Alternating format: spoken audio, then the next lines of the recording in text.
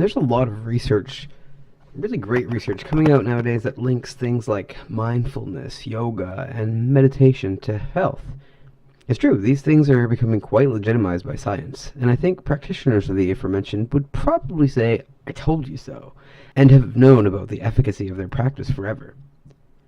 It might stand to reason that a ton of other disciplines might try to swoop in and capitalize on the upswing of these forms of well-being therapy, such as lunchtime meditation and pottery. But I'm here today to bring to light an ancient form of well-being therapy that's been around for thousands of years and is practiced by millions of people around the world. It's one of the best-kept secrets, but I'm about to break it wide open for you.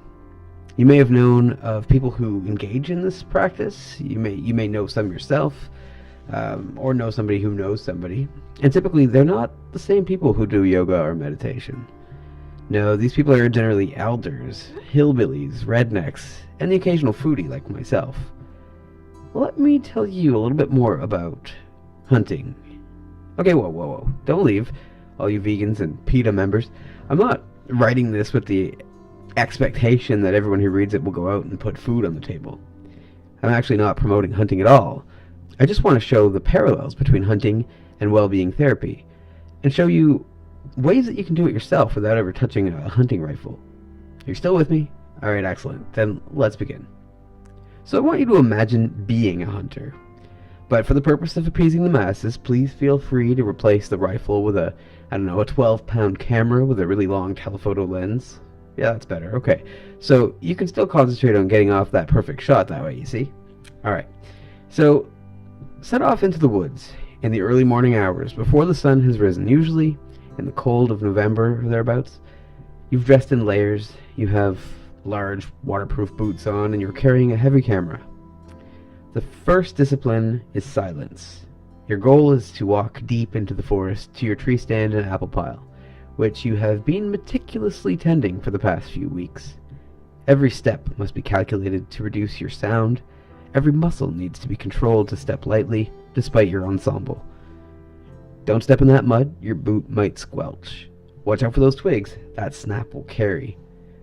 Keep this up for a kilometer or so, let's say. Sound isn't the only thing you're producing. Do you feel that breeze? I hope so, because as a hunter, you are keenly aware of it. Things like the speed of the wind, its volume through the trees, these are constantly on your mind because you're listening for movement in a perimeter around you in the dark. The main thing about the wind is the direction that it's traveling. As a hunter, this is something that you're always considering because your scent is a red-flagged deer. They will smell you before you even detect that they're in the area. Most hunters have alternate routes to their stands that they must make decisions about based on the wind. How's that for mindfulness? So you've made it to your tree stand. You've tied your camera to a rope, ascended the tree very carefully, quietly in the dark. You've pulled the camera up the tree, loaded it with film as quietly as you possibly can. Now you're sitting atop a lightly swaying tree, usually on a piece of conveniently placed wood and sometimes a meager cushion. You've moved for the last time in a while, so get comfy. The real mindfulness is about to begin. As the sun starts to make its presence known by suggesting a blue hue to the landscape, you hold your heavy camera at the ready, listening to every sound in front of you. For a while it's still too dark to see anything moving out there, but you're the one at the disadvantage. It's over before you begin if you make sounds or move too quickly. They can see in the dark a lot better than you can, regardless of your carrot consumption. So you sit, staring at the slowly brightening canvas in front of you, as shapes of trees, shrubs, and your bait pile take form. The first thing you'll notice is that the scene in front of you is not changing. There are no advertisements, no pop-ups, no notifications. No one is liking your Twitter posts, no one is commenting on your YouTube videos, no new emails are arriving.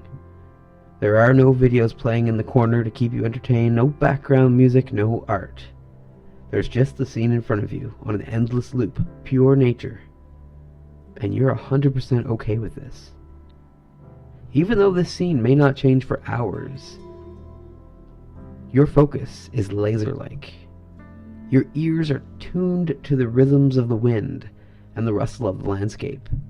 filtering them out so that all of the other minute sounds leap out at you like some kind of cheap jump scare. They aren't scary though, because you're expecting them. You're observing them, noting them, and then allowing them to filter out so that all that's left is the slow, plodding footsteps approaching from any possible vector. That's all you want to hear. Once there's enough light, your eyes begin to do this very same process. The world is never still, especially if there's a breeze, but as a hunter, your eyes adjust to the tiny movements in the world around you. As you stare at the unchanging scene before you, you disregard the flutter of tiny birds in the brambles to your left.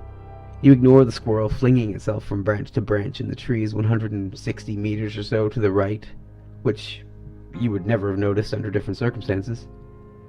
Your eyes are attuned, and you're watching for a slow, ghostly motion gliding below the trees, or a quick flash of a white tail. The mind plays tricks though, and sometimes those white tail flashes happen more than you'd expect. But a hunter must stay disciplined. Excitement takes a back seat to stealth when you're a hunter. Even though you're looking left and that flicker was in your right periphery, checking it out means sloth-like movements, moving the eyes and not the whole head, and slow adjustments of the body to take in and assess what you're seeing. Oh, and your ass hurts. Also, every other muscle in your body is on fire, but still, your every movement is deliberate, calculated, exaggeratedly slow, and mindful. Finally, the quarry is in front of you, in your presence. There. Your instincts take over, not even allowing you to make sound if you wanted to.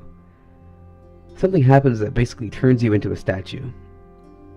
You'll have one more movement to make, and it may come within seconds, or it may take an hour, but you're not moving, despite any aches, pains, itches, or discomforts.